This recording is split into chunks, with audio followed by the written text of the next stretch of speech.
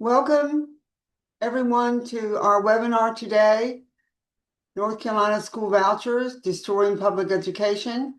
I'm going to give just a few minutes to make sure all our folks get in. So give us a minute, but welcome. We appreciate you being here.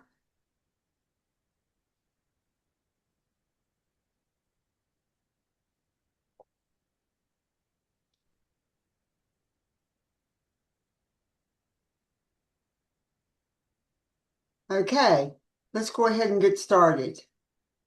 I want to welcome today our two presenters, our two guests.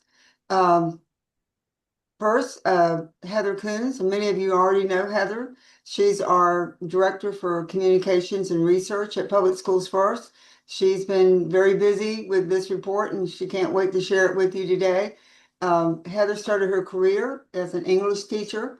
She also worked at the Department of Public Instruction, where she's done a lot of education research in the private sector as well. And now we're very thankful that she's a part of our team. Jerry Wilton, again, another person you probably have run into many, many times if you're interested in social justice and doing what's best for our public schools and our public school educators. Jerry Wilton, himself an educator and researcher and an advocate who has made a big gains in North Carolina, the work that he has done with CREED and making sure that we have productive, learning environments that welcome all children. Jerry is with one of the folks that we love to work with the most because he works so well in his research around teachers. We know that teachers are the most important person in the front of that classroom. Jerry's work looking at teachers and their value and diversity in the classroom and how all those things work for the betterment of our students and their achievement has been outstanding. So I encourage you to not only when this webinar is over, go and look at Public Schools First website, please go to CREED and look at their website and some of the research they've already done and some of their upcoming workshops and things that are going on. If we have enough time at the end, we'll talk about that. But welcome, Dr. Koons, welcome, Dr. Wilson. We appreciate y'all being here. So now if everybody will just keep two things in mind. One is we are recording this, and so it will be posted on our YouTube channel in a few days. Secondly, we will be providing some links, some of our research as we go along. And when this webinar is over, we'll be sending an email to participants with a copy of the slides for your referral later. So you don't have to take a bunch of notes right now. Just enjoy the presentation and we'll be sending you the slides and a link to the recording later. So let's go ahead and get started. And Dr. Koons, if you would like to go ahead and start first. Thanks, Yvonne. Hello, everybody, and thanks for joining us today. As Yvonne mentioned, the beginning part of our webinar today is going to be me talking about the North Carolina School Vouchers Destroying Public Education report that we just put out. If you haven't had a chance to see it yet, it's a really comprehensive report, and so I hope you'll take a look after this webinar. We were hoping that it would serve as a resource for people who are just wanting to learn more about the program and get into the data, as well as a jumping off point for people who want to dig even more deeply into some of the topics that are introduced in the report. The report could be many, many pages longer, and we could do multiple webinars on it. So today I'm really just going to give a highlight of what's in there. So the voucher landscape in North Carolina, overall landscape, the history and growth of the programs, what we see as the problems with vouchers in general, but specifically looking at the programs in North Carolina, and then recommendations for what we hope can happen moving forward in North Carolina when it comes to vouchers. So North Carolina's voucher program actually has quite a long history in North Carolina, more than 70 years old, actually, that really kicked off right after the United States Supreme Court Brown versus Board of Education decision came down. When that happened, our state lawmakers got busy immediately and convened a committee to look at what the state could do to kind of get around the provisions of the Supreme Court ruling. And they convened what ended up being called the Pearsall Committee that put together a Pearsall plan. And in a nutshell, one of the pieces of it is that it legislated what's called education expense grants that would allow families who were assigned to a school that was desegregating, if they didn't want that and they wanted basically to avoid desegregation, they could get an education expense grant to pay for tuition at a private school. And as you might imagine, a bunch of private schools popped up around, and these are known now as segregation academies because they were essentially designed to help keep segregation in play. As you can see on the right of the screen there, a couple years ago, ProPublica did an article about segregation academies across the South. And this particular article featured North Carolina. They looked at these schools that started back in the 50s, 60s, early 70s as segregation academies and that are still in play now and are receiving, in some cases, hundreds of millions of dollars in state funds now. So what's interesting, back in the day, in the 50s, the law did not allow the funds to go to religious schools. They only went to non-religious schools. In 1969, the education expense grants were declared unconstitutional per our state law.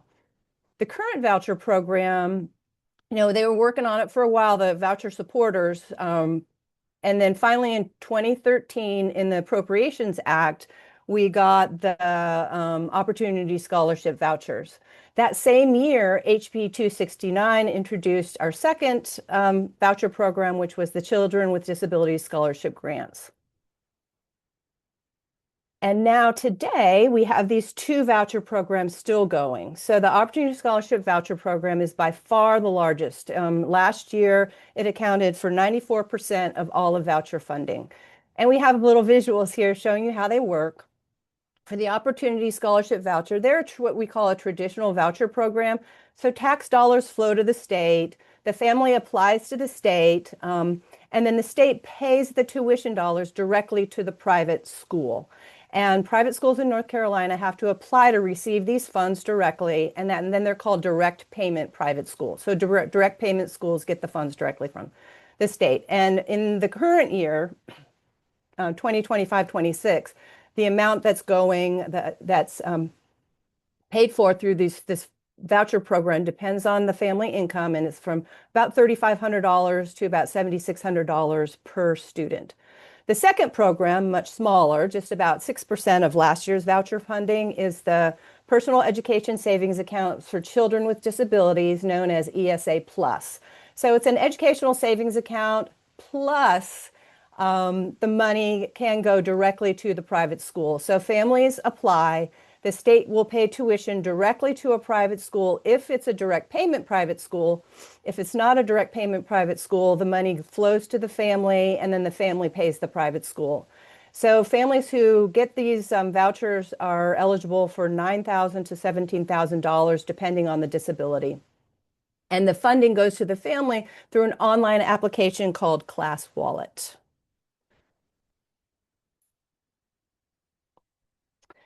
So I'm mostly, like I said, going to be talking about the Opportunity Scholarship funding because it just makes up such a large proportion of what's happening in North Carolina in terms of state funds and students involved. So when the program first started, you can see there then, the first year it was launched was in 2014-15. We have the prior public school enrollment was required for all students grades 2 through 12, not for kindergarten or first graders, but 2 through 12. The maximum income a family could get was about $53,000. The income is related to the percent eligibility requirements to receive free and reduced lunch prices. So that's where that was. You couldn't your income couldn't be any higher than 133% of that was the free and reduced price lunch income eligibility. And then at that time, the voucher was capped at $4,200 per year. And that cap was in place for a number of years until 22-23, when it became a portion of the per pupil expenditure for public schools, the state per pupil expenditure. It was about 90% of that. So over the years, I'm going to jump toward 2024-25, but over the years, the income eligibility went up to 200% of free and reduced lunch. And so by 23, 24, that maximum amount was about $11,000 per family of four. Prior public school enrollment eroded a little bit. So by 23, 24, you could be in grades K, 1 or 2 to get a voucher, but not. If you were in 3 through 12, you had to have been in public school. But in 2024, 25, vouchers became universally available in North Carolina. And what that means is no public school enrollment is required now. So anyone, even if you never went to a public school, could get a voucher. And there's no income limit, meaning that every income level could get a voucher. Doesn't matter how wealthy you are. The amount you get varies, but you can still get it. And the maximum amount went up as well. So this year, same thing, still universal, and there's no income limit. To be more specific, what North Carolina has done is it's created a tier system. And so the amount you get for a voucher per student depends on your income. So in previous years, before universal eligibility, families with incomes in the current tiers 1 and 2 were eligible. So this tier 3 and 4 is completely new, starting in 24, 25. And you can see here that the amount changes, but essentially even millionaires are eligible to get money from the state to pay for private school tuition. And in 24, 25, with this universal availability, the voucher enrollment ballooned, more than doubled between 23, 24 and 24, 25, because now the state is paying for tuition for families who had never gone to public school. It brought in a whole bunch of new applicants. And the new applicants in 24, 25, only 13% had ever attended a public school, which means 87% of the new applicants in 24, 25 had never been in public school. And when you count all applicants in 24, 25, the new and returning, only 8% had attended a public school. So we're basically funding private education for people who never intended to go to public school. So the legislature over the years has really pushed the voucher program and pushed the growth. Since its launch, the voucher funding has surpassed demand every single year, which means that there's funding left over. But instead of saying, okay, well, there's extra funding in the voucher bucket this year, let's put it to public schools, what they would do is they would roll it into the voucher funding for the following year. And in 2016, the legislator established this, what's called the Opportunity Scholarship Grant Fund Reserved. And what that does is means funds that are appropriated to the grant fund reserved are used to award vouchers in the fiscal year after the appropriations, and we call that forward funding. So for example, the funds that are appropriated to the grant fund reserved in 24, 25 are used in 25, 26. So what this does is it protects vouchers from flat funding when there's no new budget. So this year we just have a continuation budget, so it's flat funding for public schools. Well, in 24, 25, the funding for vouchers for 25, 26 was appropriated. So they got their boost, even though because of this forward funding scheme. So it's really an interesting way to fund the vouchers. It really gives an advantage to the voucher programs, and we're hoping that that forward funding scheme stops. In addition to the forward funding to the grant fund reserve, there are additional appropriations each year for that year and also to the grant fund reserve. And also to help boost voucher interest in 2021, in the Appropriations Act, the language allowed up to $500,000 per year for a contract with a nonprofit to promote vouchers and help families apply. So basically a marketing budget for vouchers came out of tax dollars. And in 2023, the Appropriations Act increased that allowance to $1 million per year to market the voucher program. Imagine what public schools could do with $1 million per year instead of it going to marketing vouchers. So the appropriations basically mean that that's the money that is being put into the grant fund reserve or other places. It's coming out of the budget in a given year. So this appropriation in 24-25 came in part from House Bill 10, which really bolstered the funding that year to make sure all the families on the wait list and all future voucher applicants were funded. But remember that this is a lot of this funding goes to future years. And so all of this money that was appropriated in 24-25 wasn't used in 24-25. And in our report, we have a chart that shows the funding that is targeted for use in a given year. And you can see here again, like in the previous, this House Bill 10 and the 2023 Appropriations Act really boosted the funding that was going into the voucher program because they became universal and because we were now having to pay private school tuition for any family who had already been sending their student to private school. So the applications for these vouchers increased quite a lot, and the legislature made sure that there was funding for them.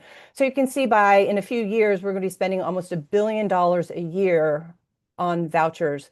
And this is if the current legislation stays as it is. In 24-25, we spent more than $600 million on vouchers. The purple on this chart is the Opportunity Scholarship voucher, and the yellow is the ESA Plus voucher. So you can see that the Opportunity Scholarship is the big funding user. Again, I just want to use this one. This is cumulative funding. So, and this is with the Opportunity Scholarship and the ESA voucher. But I just want to point out that the Leandro Comprehensive Remedial Plan was just for funding public schools and bringing public school funding up to a point where every student is receiving a sound basic education. And we probably know about the Leandro Supreme Court case in 2022. The Supreme Court required the legislature to fully fund the Leandro plan, and they're refusing. And so it's still at the Supreme Court right now.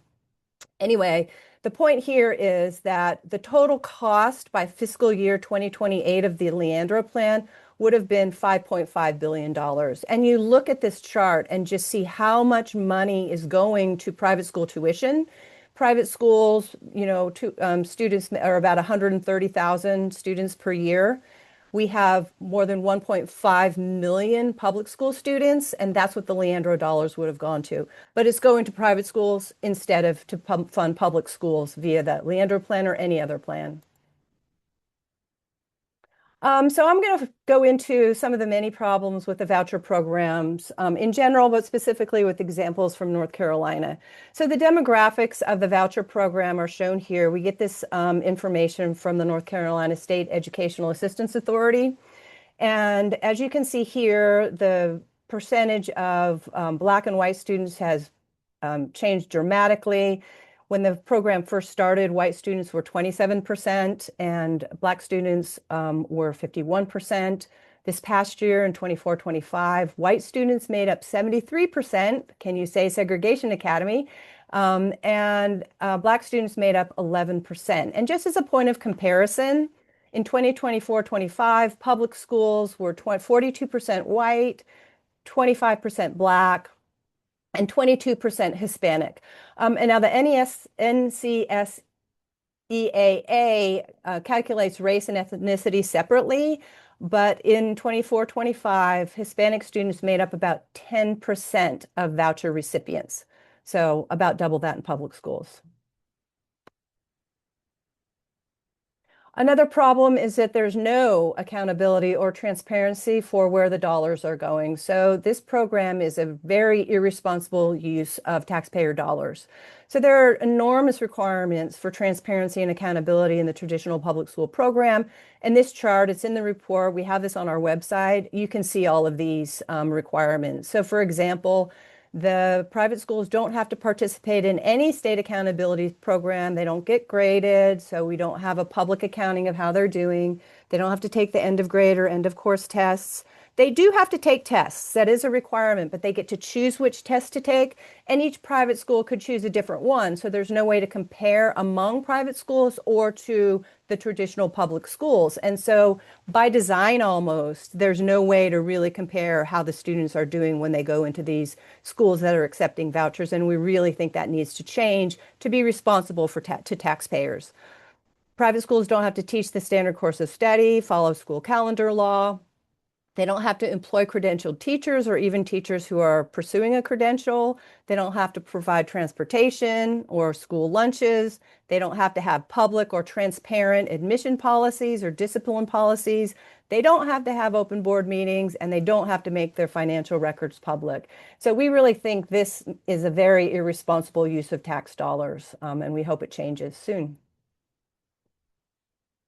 Another issue is that private schools often have very selective admissions policies. Public Schools First did a report that we published this summer, and we have links to it on our website and in the report.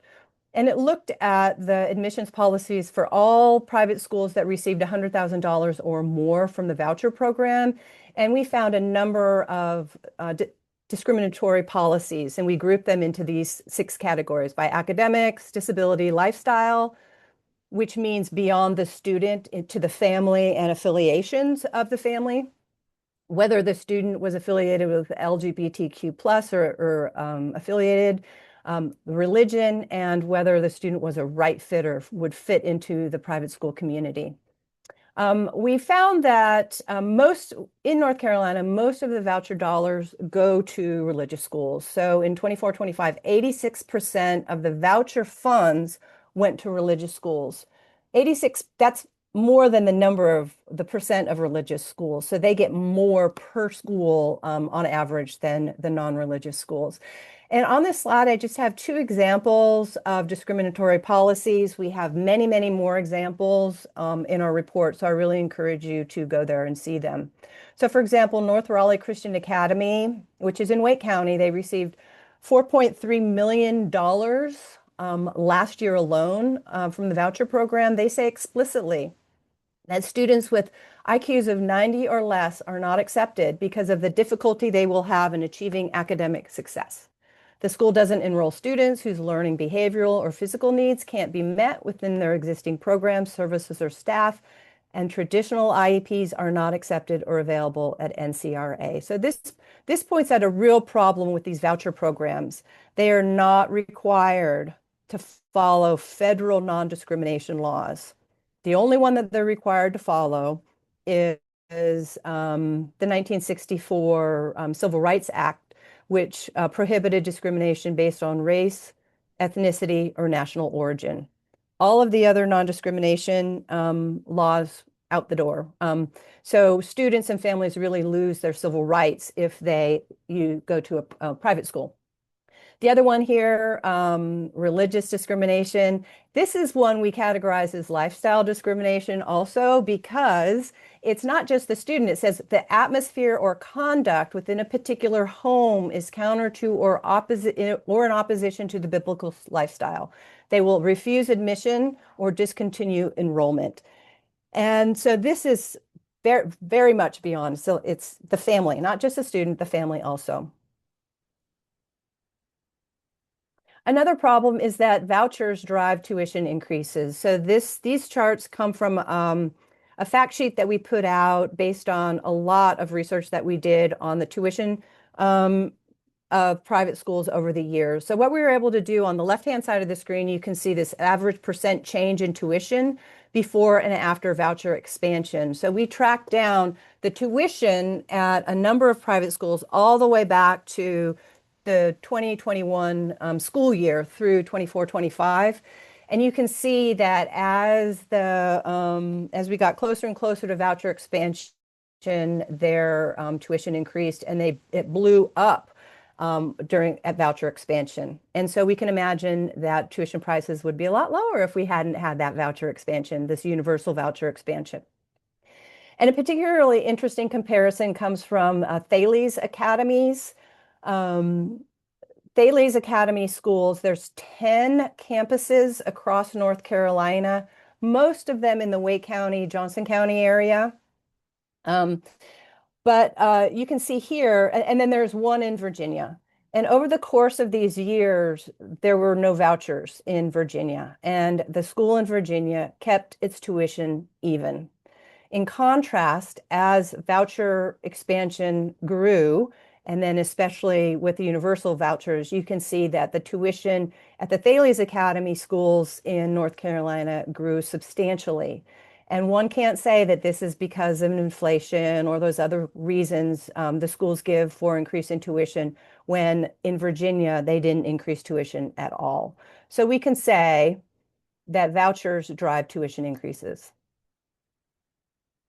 Another problem in North Carolina is that rural counties, and often very poor rural counties, are subsidizing urban and suburban private school tuition.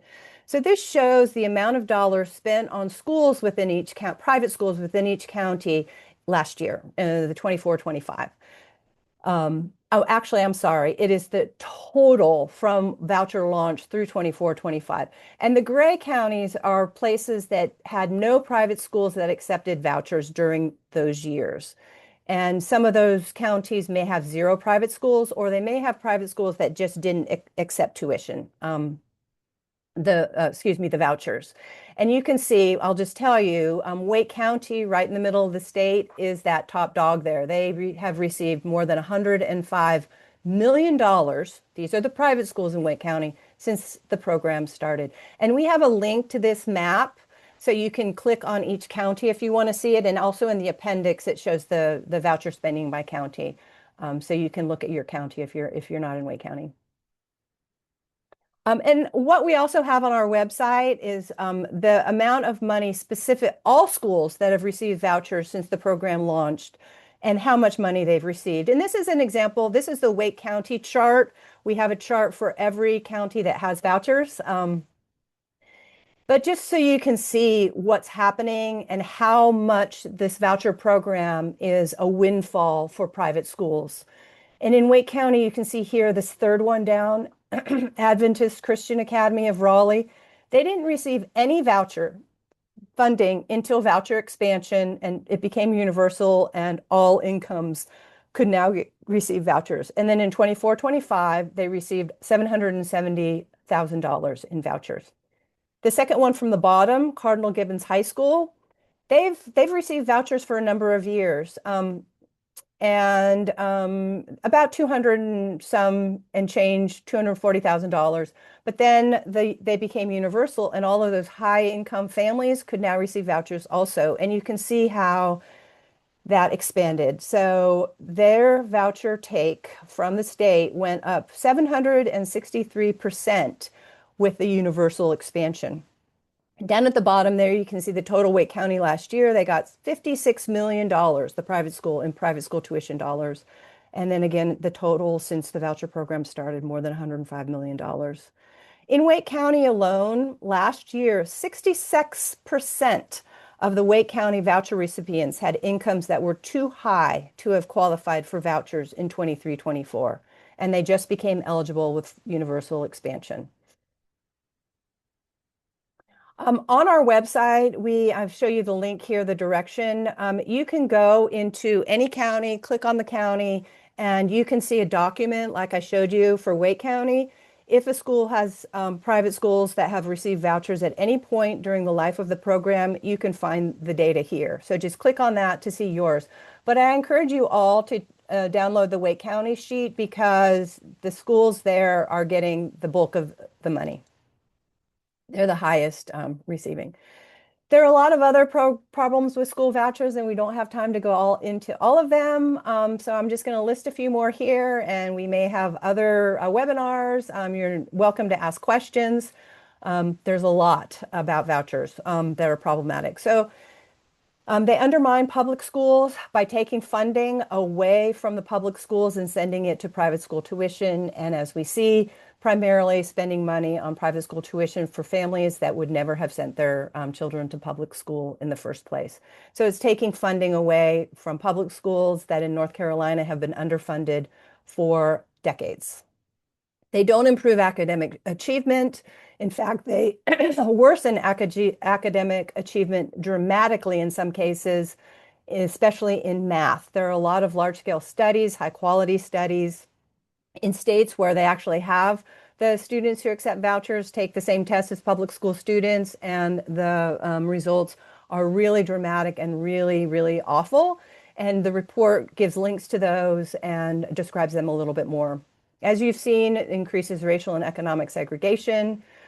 They don't save taxpayer money. They actually cost a lot more because we're adding a new requirement for our tax dollars there by adding the private school tuition, as I've mentioned. In many states, Arizona is a great example.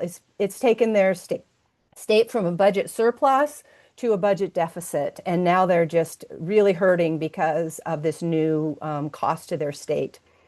They're very unpopular with the public. Jerry's going to talk a little bit more about that, so I won't go into it. They don't offer real choice because it's the schools that are choosing, and they're very selective admissions policies in many cases. So this whole notion of school choice, it's really the schools who are choosing.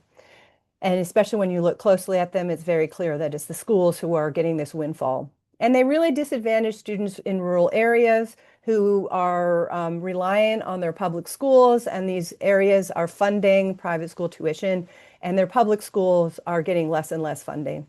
And vouchers also invite fraud. In North Carolina, the legislation says only 4% of applicants for vouchers get audited. That's a very small number, and especially when you consider that the income um, reporting is voluntary. And a couple of years ago, Chris Nordstrom at the NC Justice Center did a report showing that some schools claimed that they had enrolled more students than they actually had. And so they were ghost students. And the whole notion of ghost students claiming more students than actually exist in the school has been documented in many other states. So we could do a lot more on inviting fraud, but we should close loopholes so we are not spending taxpayer dollars or inviting fraud into our system. So we have recommendations. We hope that vouchers are phased out as soon as possible in any way, shape, or form. Some other states that have actually sunsetted the voucher program, so we hope we do that in North Carolina. And we also want to fully fund public schools. We want to improve transparency and accountability. We have a lot more recommendations in our report, I should add. These are the three big buckets here, number 3, 4, and 5. But we want full financial disclosure and reports. We want to promote informed decision-making for parents who are looking at private schools by requiring these schools to post key information on the website. Believe it or not, some of these schools don't even have a website. They don't even have a Facebook page. And so there's no way for the public to get any information about them, such as tuitions, number of students, the grades, the services, the curriculum, those kinds of things. We want voucher schools to have to follow all accountability measures, just like public schools. And they should participate in the school report card program, just like public schools. So there is a true accountability and comparison that can take place. We think public dollars should serve all students. So voucher schools should follow all federal, state, and local anti-discrimination guidelines. If you're going to accept public dollars, you should accept all students.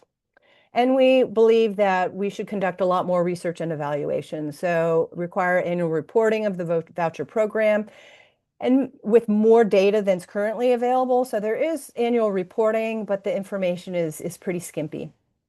And we should have an independent evaluation. So I should say that the initial voucher legislation required independent evaluations, and organizations attempted to evaluate the voucher program, but they said that the data were not available to provide a valid evaluation. And the data they're talking about in part is this comparison of test scores. So we can't have, right now, the data is not being collected for a valid evaluation, and we should be making that change. So I'm going to turn it over to Jerry now to talk about his work at Creed. All right. Thank you, Heather. Really, really eye-opening information in this report. And, as the voucher program was under consideration for expansion, both in 2023 and 2024, my organization, CREED, the Center for Racial Equity in Education, we were interested in how voters felt about vouchers, right? Given the size of the expansion and the speed with which lawmakers were moving, we were there must be a mandate from voters for this expansion.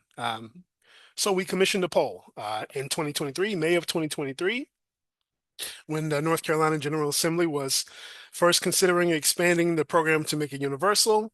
And then we commissioned another poll in August of 2024, when lawmakers were considering a second massive expansion to clear the wait list. Excuse me. And this is what we found. Next slide. So both in 2023 and 2024, a majority of voters in our poll opposed spending tax dollars on private school vouchers. I think that's important to say. There was a little less opposition, slightly less opposition in 2024 than there was in 2023, but in both years, a majority of voters opposed spending public dollars on private school vouchers. Now, there was some differences in how voters felt across different demographics. So if we go to the next slide, you'll see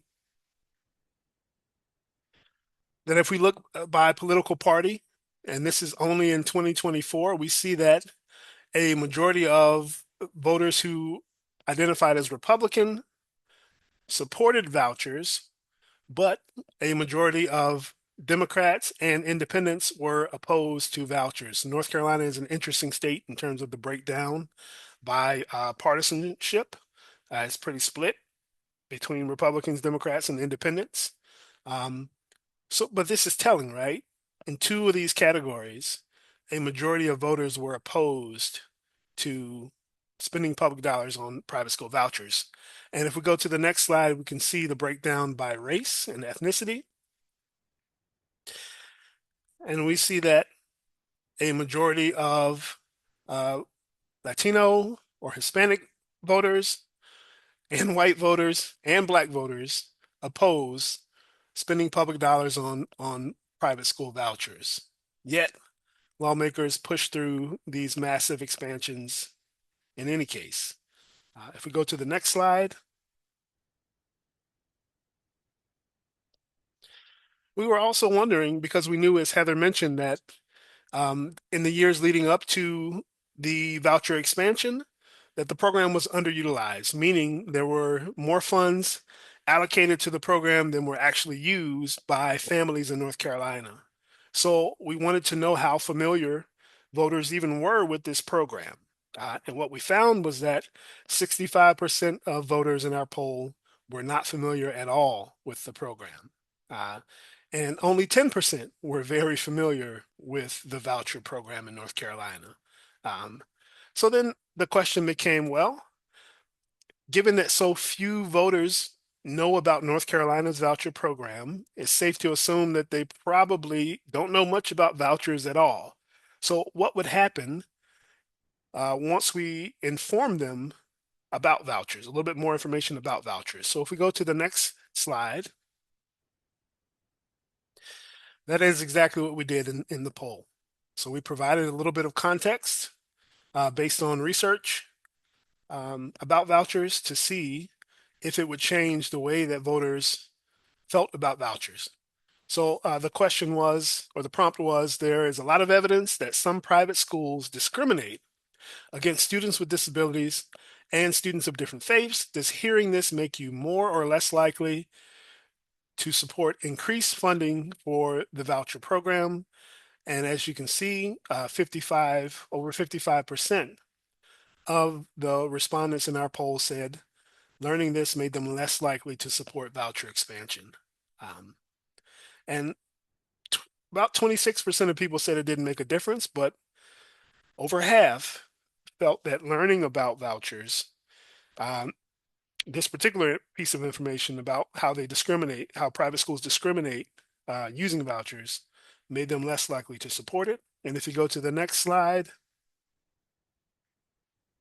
we also shared the research statistic that students who attend private schools using vouchers perform the same as, or in some cases worse than students attending traditional public schools on academic tests. And we asked, does hearing this information make you more or less likely to support increased funding for the voucher program? And 52% of folks said that they were less likely to support increasing funding for the voucher program when they learned this information. So if we go to the next slide, what was clear to us is that given that a majority of North Carolinians or voters were not familiar with the program, and when they learned more about the program and how vouchers work and the negative impacts of vouchers, they were less likely to support vouchers. We started wondering, okay, well, surely people must want some sort of accountability from these voucher programs in the same way that our public schools have to be accountable to the public. So we asked, do you think private schools that receive taxpayer funding should be required to share test score data with the public so that parents can judge the quality of the school? And both in 2023 and 2024, overwhelmingly, voters said yes, that there should be some accountability to the public and to parents to be able to assess how well private schools are even doing in educating students.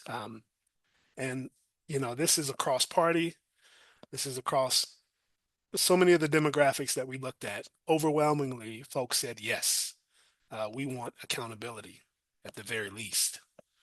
Go to the next slide.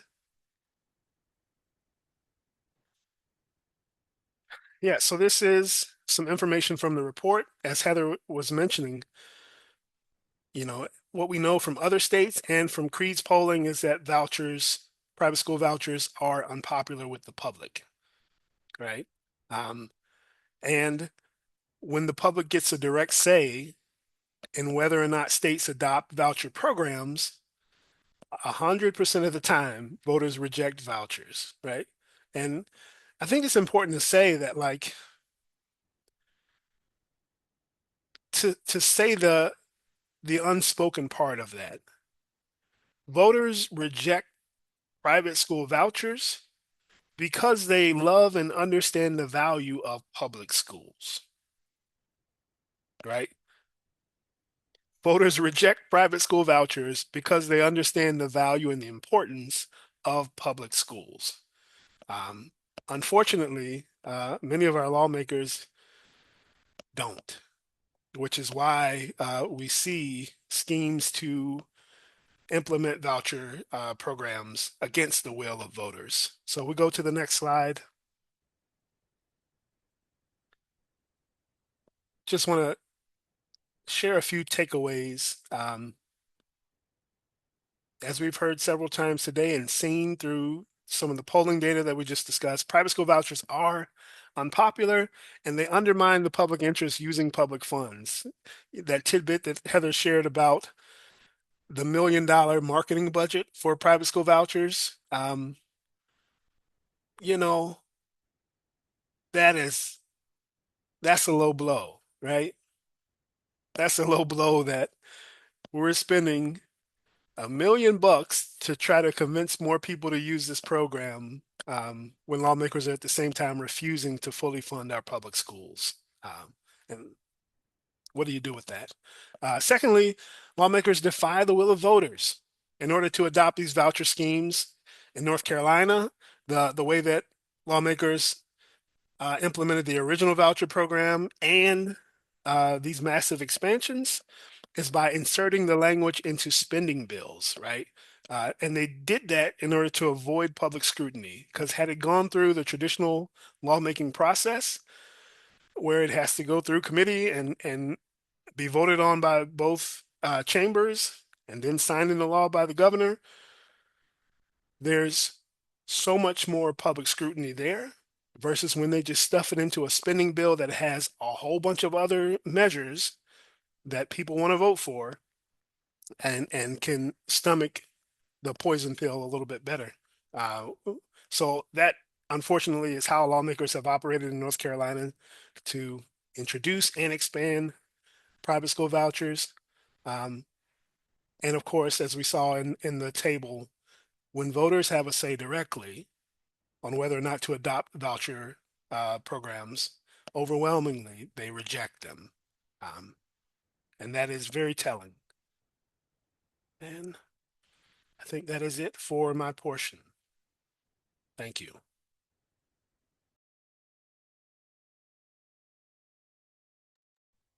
Thank you, Jerry and Heather. That was incredibly sobering, to say the least. I can't get my camera back on. And it's startling when you look at some of the data. Well, we have some really great questions. I wanted to go ahead and stop for a second and have a few of these answered, if you don't mind, because we're getting close to, we have about 15 minutes left. So one of the questions is what happens to vouchers dollars when a child is expelled due to lifestyle or other discriminatory exemptions? Like if they get in trouble when they get expelled, what happens to the money? So the voucher dollars are distributed on a semester basis. So once it goes in for the semester, it's in.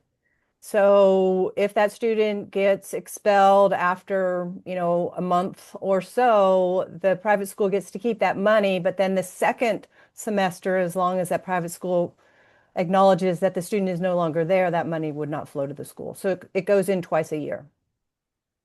And by the way, Heather, I would add that in some states, that has been one of the places where fraud has happened, right? A kid enrolls, goes to the voucher school for a month or so, finds out they're not a fit, or they are told they're not a fit, or they don't work out with transportation or resources. They leave and the school doesn't report them for the rest of the year.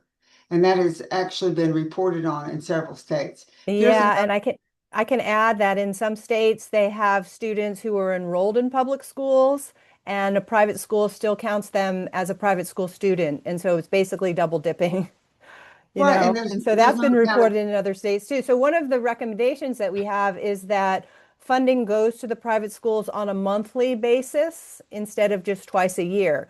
And it would help keep track of those things. Another question, a great question, is are vouchers on the radar of the state auditor? Should we make sure the state auditor is aware of some of these potentials for fraud? I'll take that answer at that one. We Yeah. don't know. And our job is not politics. Our job is to engage, educate, and inform our residents and hope that people use this information to make decisions about what they're going to support and how they're going to advocate. We don't know that, but I would personally say I sure hope that if anybody suspects fraud in a public or a private school, that they report it, right? That gets reported and that it's looked into. And there's a lot of opportunity for this in some of the private schools. In fact, Heather, the reporter in Charlotte that found out? Can you mention that briefly, Heather? Right. After Chris Nordstrom at the NC Justice Center put out his report looking at the private school enrollment versus how much voucher funding they got or the enrollment differential there, he found that a number of private schools had said they had more students than they actually did. And a great reporter out of Charlotte, Andos Helms, looked at that and then started calling schools to find out what was going on. And in one case, she couldn't find the school. She had Oh, to try 7 different addresses before she actually found the school. And we should put in our follow-up email the link to that great podcast. It's called Pretend, that talks about this and other sources of fraud it just came out last week, but it's a great podcast and it interviews Andos Helms as well as Chris Nordstrom about the fraud. so Yeah, we will pretty egregious. we'll put all these links in the email after our webinar is over today. We'll put links in here that I've been putting in the chat. Those will be in the email back to you along with some of these things. How can I get a list of the private schools that accept vouchers by county? I got the map in Data Wrapper, but I can't seem to get a list of the schools. So if you go to if you go in resources, county profile data, you'll see that yellow map of the state that I shared. And that lists all of the schools by county. You can get a document for each county in a PDF file like the one I shared for Wake County. But we also have on our website a list, one list of all of the schools in the state since the voucher program started and how much money they've received each year. And so we can put that spreadsheet. It's a huge spreadsheet, but we can put the link to that as well, and that gives you everything. But if you want to go for one county only, go to that map and pull down that document. But we I have will plenty of share. data available. It's all publicly available, and it comes from NCSEAA. So And I'm gonna, if we have a second here at the end, I'll share my screen and show you a few things on the website that are really useful.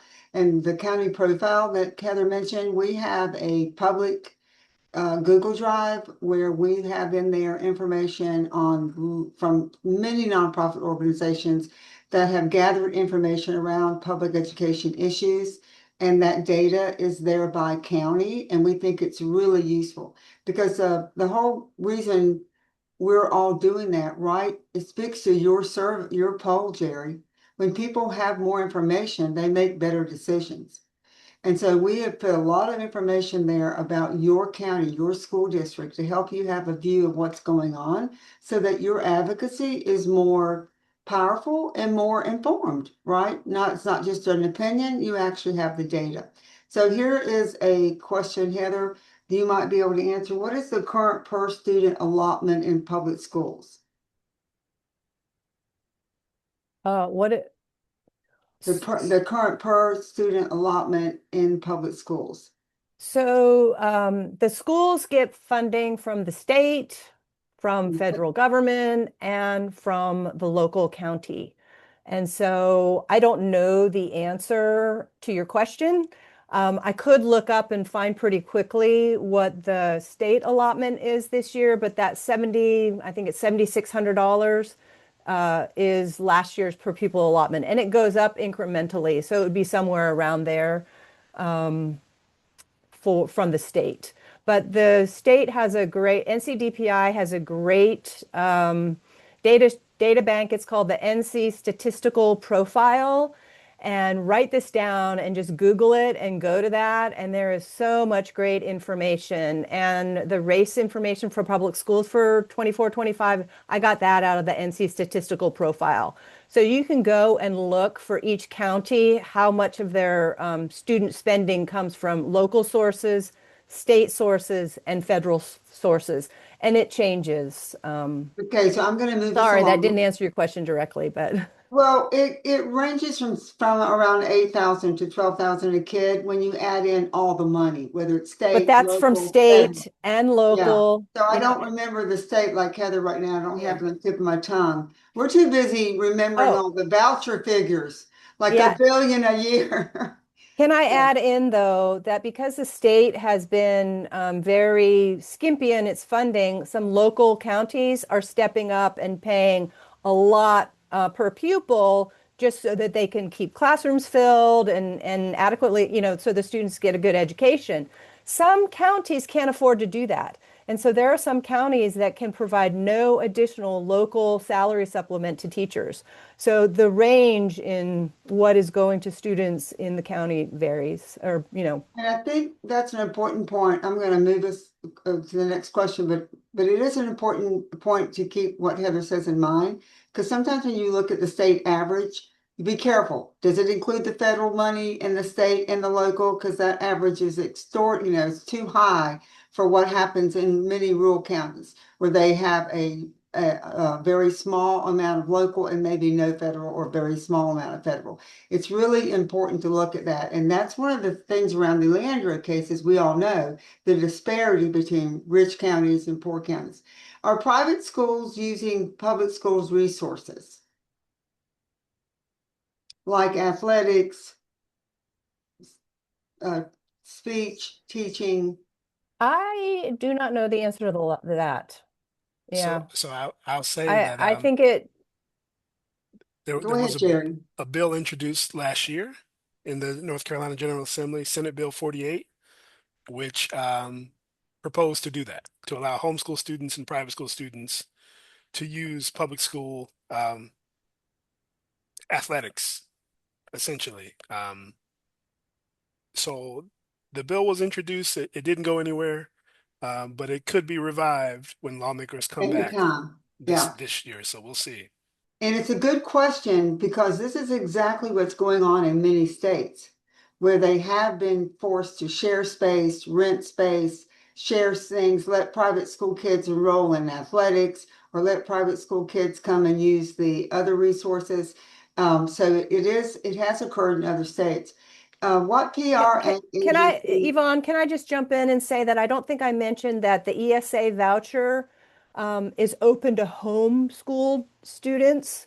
The Opportunity Scholarship voucher is not at this time, but ESA vouchers are available to homeschool families. And yeah, So someone says, what is who handles what agency or PRs over the private school voucher programs the way the state superintendent is over public schools? And that basically is the North Carolina State Education NCCEAA, Heather. So, and then I have a few more questions. I want to go really quickly here. If you have to leave us soon, we understand, but if you could hang on there, we have a few more really good questions.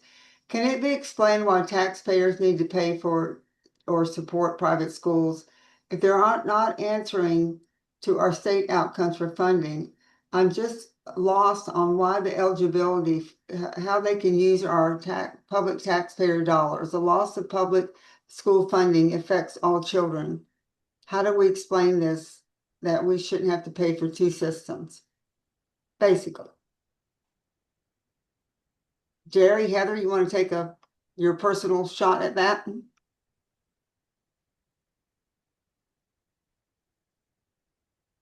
well, it's because the lawmakers have created the system and they are funding it and they are overfunding it every year.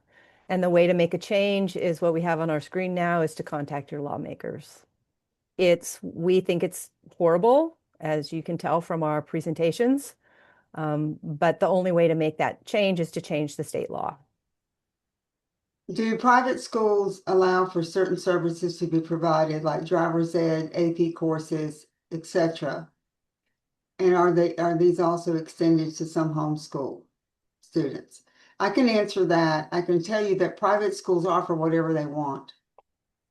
They don't have any requirements to offer acceleration in academics. They don't have to offer AP. They don't have to offer special ed services. They don't have to offer driver's ed or band. And if they want to, you let some of the homeschool students share in some of their resources, they can do whatever they want. That's kind of the one of the things that bothers us the most is that public schools are so highly regulated and have such oversight, and it's good oversight, right? We make sure that our dollars are spent correctly, make sure our children are safe, make sure our kids are succeeding, our teachers are doing their jobs. None of this exists in private schools. I think we can answer maybe two more, and then I'm going to wrap it up. Well, some of these, I think the answer is, why are legislators hell bent on doing this? I'm going to let that just be something you think about, everybody. Contact your legislator and ask Contact your them. legislators. Ask your lawmaker. What advocacy groups are working for changes in this poor use of resources? Would you send us a list to connect with? Let me just say this, that if you go and look at our thing that Heather mentioned, NCPEN, North Carolina Public Education Network. You look at that map and you click on the organizations in each of the county. Those are the ones that we know about, and they're all advocates for public education. And so I will tell you that just like Public Schools First, many of our colleagues and other nonprofit organizations that focus on public education have been doing the same thing as we are for a very long time, for over a decade. And it really comes down to the most influential people to most legislators are their voters. So that kind of takes us to maybe an opportunity. I'm going to look through these questions later, folks. And if there are any that we didn't get around to answering, we'll try to answer them in the response email that we're going to send you for participating, okay? Somebody had a good question about looking at how many private schools there were before vouchers started and how many they are now. We'll look into that because I don't want to guess. The biggest thing that has happened with the vouchers, and I'll say this and then move us to closing, is that as Jerry talked about, Heather talked about, the voucher program was not universally utilized. It was very low rates of use. What made it possible for these big growths, this big surge in spending and surge in the cost was making it universal. They tried to sell it for many, many years to families who just weren't not taking the bait, so to speak. But once it was opened up to everyone, it became like a free coupon. Like, why not get my rebate? Why not get my free t-shirt? Why not get my voucher? And that's what has happened. And that growth that Heather talked about, over, only what, Heather, I think you said 8%, slightly over 8% were people who were not in private schools already. So you see that people are just taking advantage of a subsidy that the General Assembly has decided to provide. So our position, and I think I'm speaking for Creed as well, is that we are underfunding our public schools. We are not, obeying the court order to fund Leandra. We are not paying our teachers anywhere near the national average. And so when those things are happening, we think it's really a disservice to our taxpayers and to our citizens, our residents, to have money diverted into a private school situation that discriminates and doesn't serve all children while they're underfunding public education. So if you feel the same way, if you learned some really interesting things today, I thought the poll results, Jerry, were fascinating and powerful. I think that if you look at the dollars and you look at the factors around vouchers that Heather has presented to you in terms of the cost and the unfairness and the discrimination and the moving us back to segregated schools, that's powerful. So here's what we asked you to do.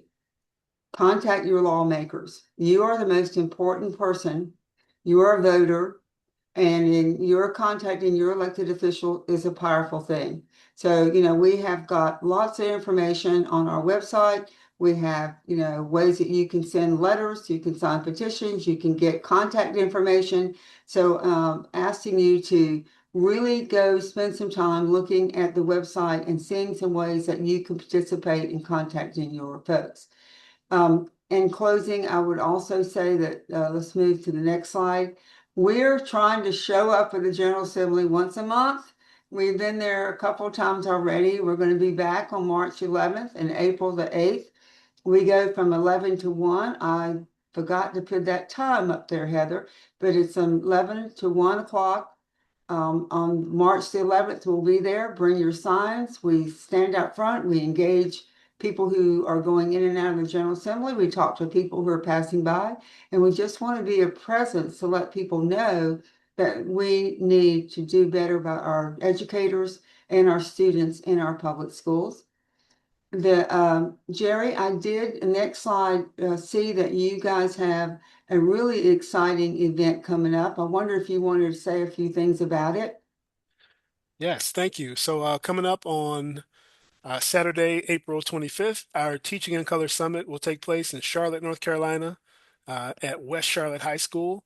This is, I believe, our fifth fifth annual Teaching in Color Summit. So we've been doing it for a while, and folks have a great time and learn a lot, and walk away with a lot of resources and inspiration. So I would love for you all to be part of this and to share it with the educators in your network. Thank you. And, one of the things that I will say is that I spent a couple of hours this past week looking over some of the stuff on your website, Jerry. It's amazing. Creed has an incredible amount of resources. So folks, really do yourself a favor in preparing yourself to talk with your legislators. Go check out the information on Creed's website. We also asked you to please connect with us, get our newsletter that goes out every week. We make sure to keep you informed on anything that's going on in the legislature, any of the bills that are moving, not moving. And also we encourage you to follow us on social media. We try to keep our public engaged with what's going on. We need your help.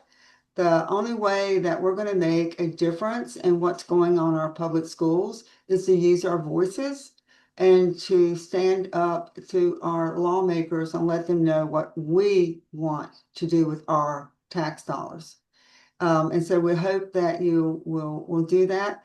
As I said, we'll send you a lot of stuff. The last thing I'll say is that our website also is pretty powerful. Go there, look under resources, look under reports. We have fact sheets that are really great to print and share with your audience. And we are here for one purpose. We believe that the North Carolina State Constitution guarantees every child in North Carolina a fair, basic, free public education. And that requirement by the state of North Carolina is not being met right now. And what they're doing is not supporting our public schools. We're not having a fair, equitable education for every child. There is, and their lack of funding, Leandra, was just one example of that. And we hope that you will get involved and you hope that you'll help work with us. We need and welcome volunteers. We welcome your blogs and we welcome you to sign up and join us in this advocacy work to make sure that North Carolina public schools are the best in the nation. Jerry, thank you for being here today. Heather, that was great presentation. And everyone, see you the next time. Bye.